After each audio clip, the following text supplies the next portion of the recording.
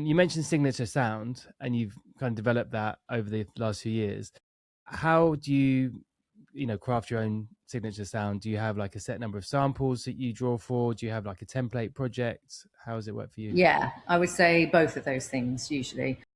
And it was only really after having established enough releases that got enough decent feedback. Getting played a lot on the radio. We're starting to get played by DJs and stuff. I was like, okay, I'm onto something here, and it kind of, and then I just kept going back to those sounds, So I have like 2 or 3 bass soft synths that I like to go to. I've obviously got a couple of hardware synths in my studio. Main one that I go back to again and again is my SH101.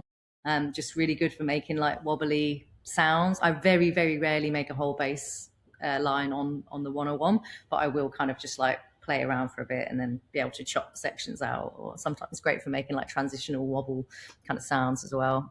That is a synth I return to again and again and again. Yeah. And then in terms of drum sounds, yeah, I literally will pull in the same sounds every project, and I will like chop them up and maybe change the tempo here and there, but not that much. But it is kind of like working off a template. I would say one thing that changes track to track for me is I'm always looking for a vocal or a hook element, whether that be a synth or a vocal, with personality. Like that's really important to me. I am not interested in pristine, well-recorded, beautiful, commercial sung vocals. Like if I wanted to sing on my records, I would sing myself. I am not interested in that. So please, nobody stop sending me that stuff. I'm way more interested in finding vocalists with personality. Doesn't have to be perfect. My recordings, a lot of the time, if I have a rapper or an artist in my studio, it's on a handheld mic where they feel most comfortable, sat up right next to me in front of the speakers. Sometimes not even with headphones on, and it is like can be quite punk like that.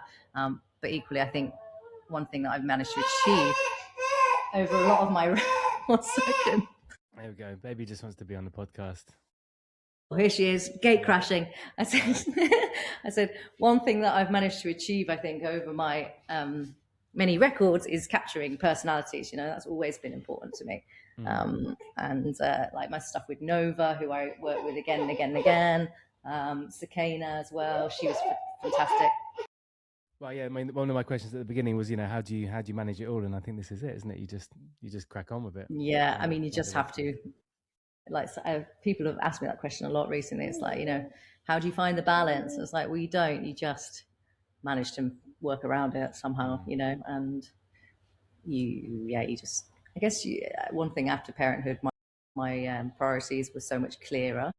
I think it gave me a lot of clarity in terms of my approach to work, because obviously, they're your entire world, aren't they? They become the most important thing in your kind of universe. So it did kind of clarify my boundaries for like work and life. But, there's still moments like this where you have to fit it all in one, and it's not easy.